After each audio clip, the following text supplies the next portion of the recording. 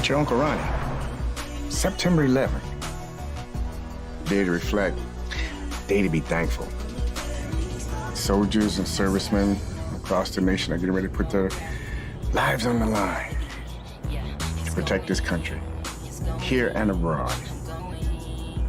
And for those who are in the military, man, I want to tell you, man, thank you for your service. Thank you for your sacrifice. My name is LaDamian Smith. I will be 26 this Sunday. Then you got LaDamian Smith. He was always like, I don't know, standoffish. Like, we used to pick at him all the time. I know LaDamian. I speak to him every blue moon. A little gentleman. LaDamian, I heard he's doing real good. He's married. I think he's in the military now. Crazy picture. Wow, I still can't believe, like, to this day that I was a part of that. As much as you try and downplay it, you know, that's still a major part in American history. 60 on page 153. It definitely makes me feel on edge that there could be more attacks of that nature. It happened pretty much out of nowhere. Everybody was caught off guard. It scared the hell out of America. They realized that we were vulnerable, and they were afraid. It made them rethink how safe we really are. We're not that safe. Terrorism against our nation will not stand. LaDamian being in the class with the president on 9/11, I do believe that that was an influence for him joining the Army. The Severed Creed! I am severed! The cutting edge of my country's sword!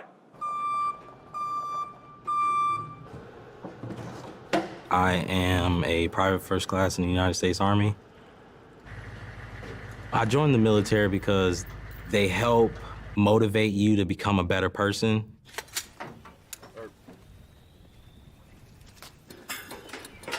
Will not go down without a fight. I will be playing Op 4, which is the enemy. It's very important to learn how to do this, mainly because once you get overseas, you won't have that opportunity to making a mistake, meaning you could lose your life. Hey, Smith. Hey, so they have already stepped off. Okay. So we're gonna go and set up for that. Okay. My name is Sergeant First Class Terrell.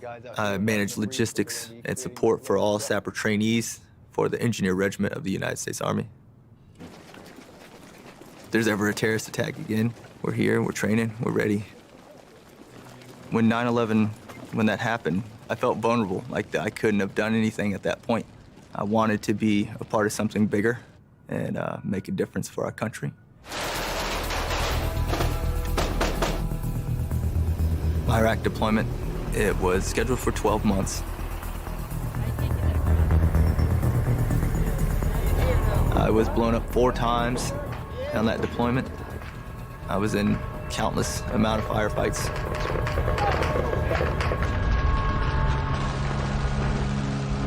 I lost my squad leader, my team leader, and my best friend. I think that was probably the worst part, is losing friends. Y'all set up? Good to go? Good to go, son. All right, man, let's kick it off.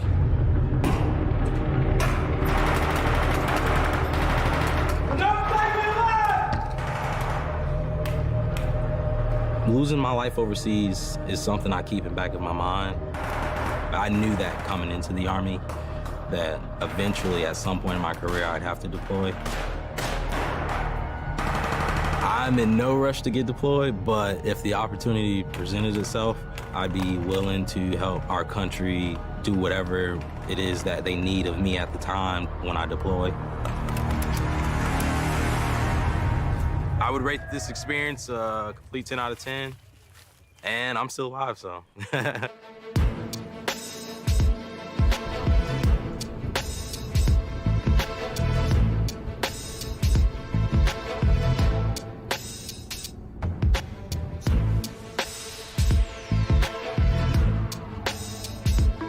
"9/11 reopened the wound of racism.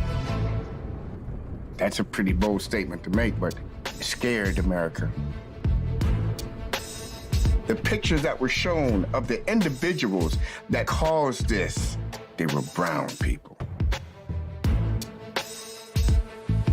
And then over time, all people of color were looked at as a problem. We went from terrorists to Muslims to Mexicans to Hondurans. The soul of America is under attack from within. This is just not white America anymore.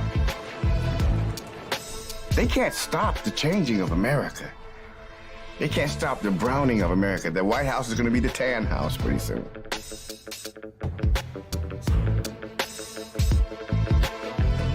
My name is Lazaro Dubrock, and I'm 24 years old. That's Lazaro. I remember Lazaro being a goofball all the time. He was a very serious little boy. Lazaro, very, very sweet. He was he was very, very nice, a nice boy. Perfectionist. Lazaro, oh my God, he used to throw these parties every year. To me, the world was my house and a little bit of that school as well. Growing up, I didn't have the standard American childhood of playing with the streets with the other kids because, in large part, I didn't speak the language and I was essentially a foreigner in this country despite being born into it. 60 on page 153. The president visited us because of our strides and improvements in our literacy rate. Good things will come to you if you work for them and if you believe in yourself. Good job. Go on. ¿Cómo estás, cariño? Ay, qué bueno.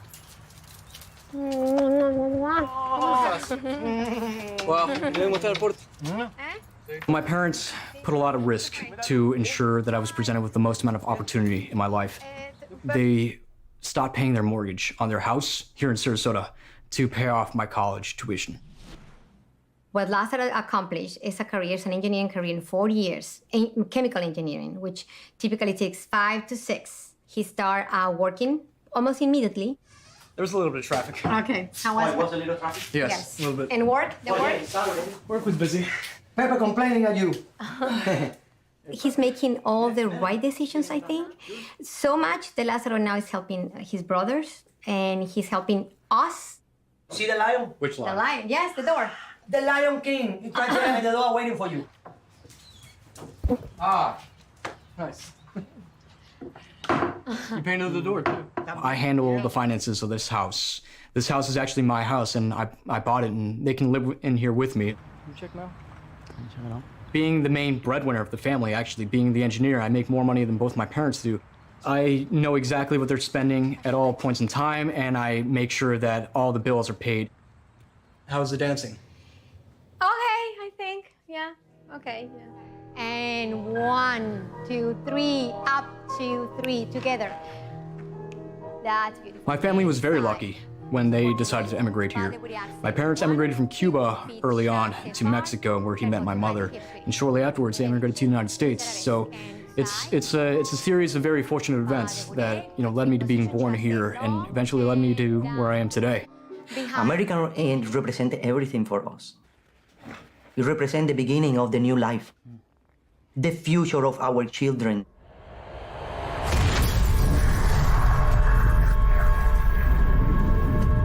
America did seem to become a little bit more paranoid as a result of the attacks. I do believe that that day did have a negative impact on America's view on immigration.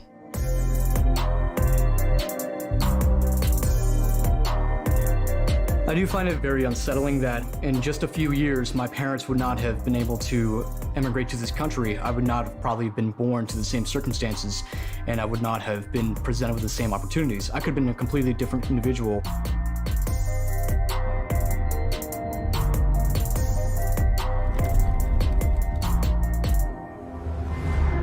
It's your boy, Uncle Ronnie. I want to take a moment to talk about the gun violence in our community. It saddens me when a parent loses a child. You can't imagine that. But then you also can't imagine what it is when a person has to develop themselves through a tragedy. But then I've seen it firsthand, the triumph of spirit, where they didn't let that circumstance dictate what their lives are gonna be. My name is Megan Diggins, and I'm 25. Megan Diggins, my princess. Oh, yeah, I know Megan Diggins. Me and her go way, way back. We had a few differences growing up. We used to always kind of get into it, like one of those sister-type quarrels. Looking at this photo make me want to be a kid again. What would I tell myself? You're beautiful, and everything is going to be okay. I wanted to be a singer and an actress. I really felt like I was the diva.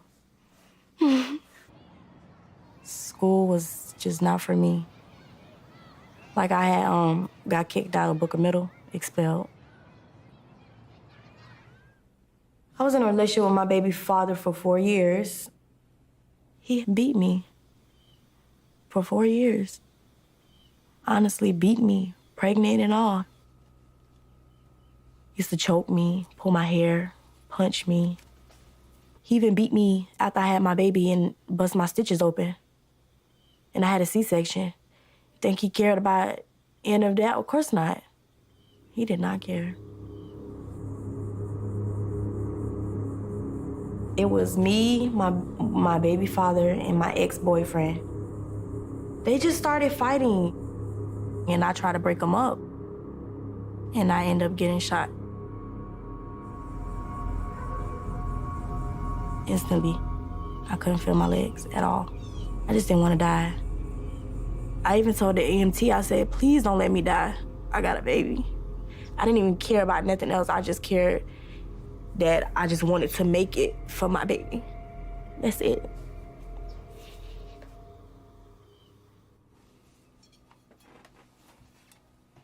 They told me I would never walk again. I cried so much.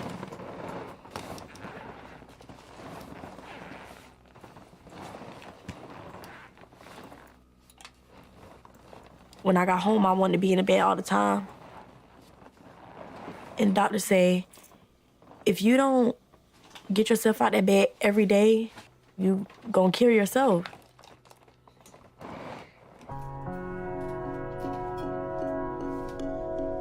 I just woke up and I said, today you're gonna get up out your bed and you're gonna do something productive today. Everything about being disabled is hard. Just imagine you walking all your life, and then the only thing you got is your arms. Woo.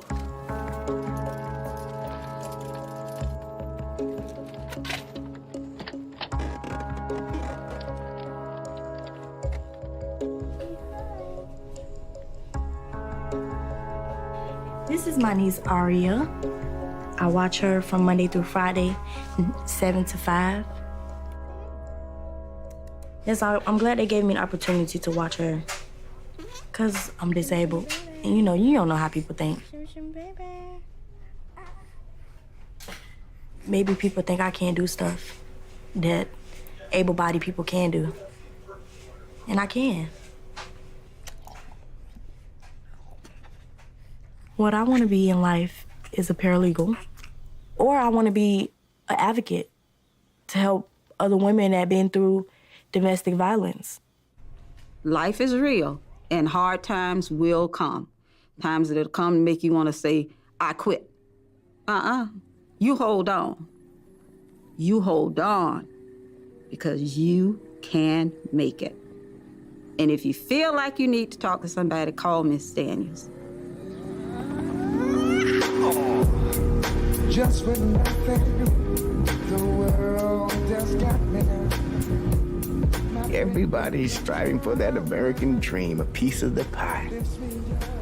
I know regular life has a tendency to beat you down. It does. You're barely making it, you know what I'm saying? You're struggling just to pay your bills. I know that can be overwhelming, but I'm telling you, do not give up on that dream. The American dream, to me, means an even playing field. Basically doing what you want and being paid very well for it. I just want to live. I just want to be alive to make it to see my grandkids. You know, I just want to have just want to be happy. What is the American dream? What is the American dream? What? Because, I mean, I ain't never seen no American dream in America. And I done been in America my whole life, and I ain't never seen no American dream. So what is the American dream? Whoever made it possible, what is that? We trying to make it through just regular everyday struggles of being able to make sure we have a place to be able to eat. Hello, misfortune. In the park,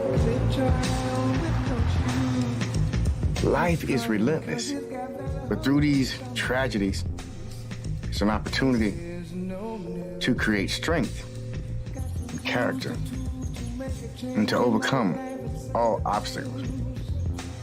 as I sing this tune, hello, it's for you.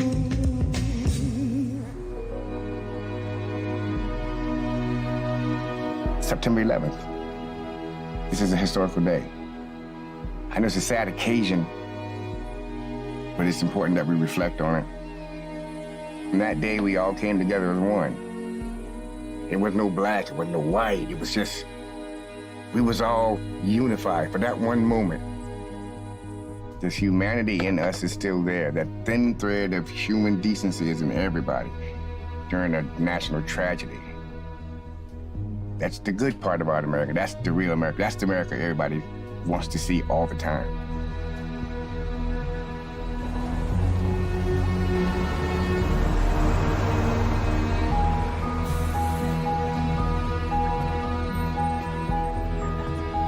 Well, I'm in New York City. I'm here to visit the Memorial Museum for the 9/11 tragedy. If I'm going to be honest, I feel a little somber about it. It's really a tragic event, and I know that I'm pretty intimately tied to the event. It'll be really interesting to see what kind of exhibits they have. When I saw that memorial and all the different faces, I saw police officers, I saw firemen, wives, husbands, a victim who could not have been more than 5 years old. The tragedy of this event is an incident that expanded upon all kinds of cultures, all kinds of lives, all kinds of families. I was pretty emotionally moved by it, and my thoughts kept going back to that photo of that child and thinking to myself, I was around that age.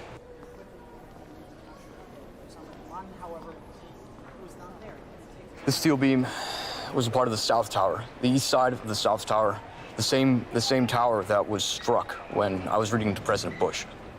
Touching is profound. You feel it immediately, how strong this thing is.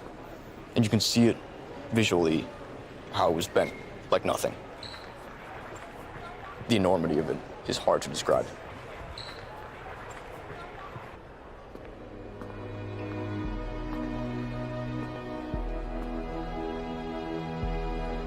When I saw that photo, it was a bizarre mix of various different reactions. It took me back immediately, but it's rough. It's a pretty big jolt. Get ready to read the story the fast way. Get ready.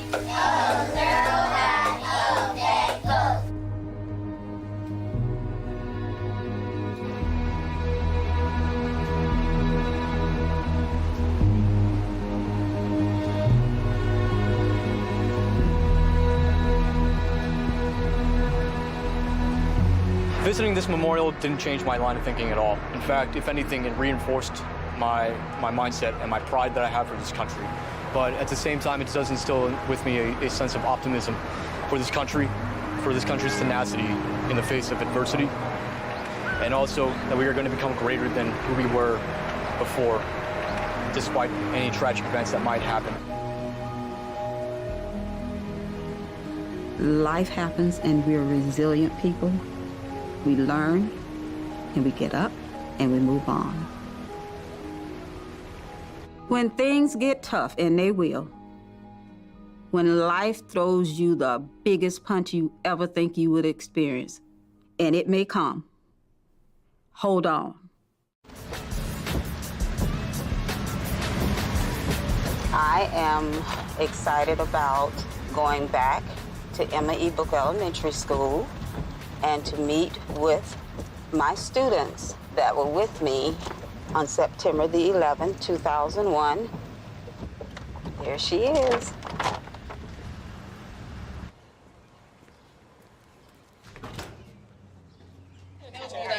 You couldn't teach here?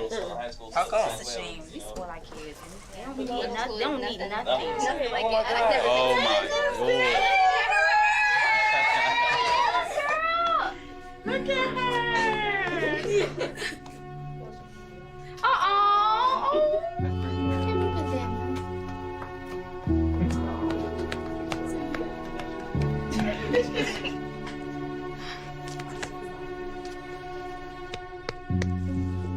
Lazaro DeBrock. Look at you. Good to see you. Did you hear that, boys? Say that again. Say it again. It's good to see you. How you doing? Give it to me. How you doing? Look, Damien. Hey, y'all. Hey, no, because I already been crying. Don't make me cry. Don't make me cry, Miss Dale. I'm not gonna make you cry. I just want to touch you. Okay, touch me. Because I've held everybody. I love you, Miss Dale. I love you more. I love you more. It's so good to see everybody. We have an attachment. And that's something I will cherish for the rest of my life. The relationship that we have, it will never go away. And you know, we've all had our different paths in life. Some days were good, some days were not good. Nobody told you the road would be easy. Yes. You all are just beginning to live. But as life goes on, you're gonna find out every day brings a change. And it also brings an opportunity. Seize your opportunities. Yesterday, a man said to me, said, how can you smile when your world is crumbling down? I said, it's my secret. When I wanna cry, I take a look around and I see that I'm getting by and I hold on. Hold on. Change is coming. Change is coming. Hold on. Hold on. Don't worry about a thing. Hold on. Hold on. You can make it. Hold on. Everything will be alright. And I hold on. Hold on. Change is coming. Change is coming. Hold on. Okay, I want to thank y'all for tuning into the show today. But before I go, I want to let you know that joy will come in the morning. I believe that. So whatever you're going through, don't worry about it. Give somebody a hug. Call your mama up, tell her you love her. Tell somebody you love her. And I promise you, Uncle Ronnie and WRB 107.5, Wall Street Radio, Backstreet Able, we'll be right there with you. Ready to walk you all the way through. Don't give up. Just be strong.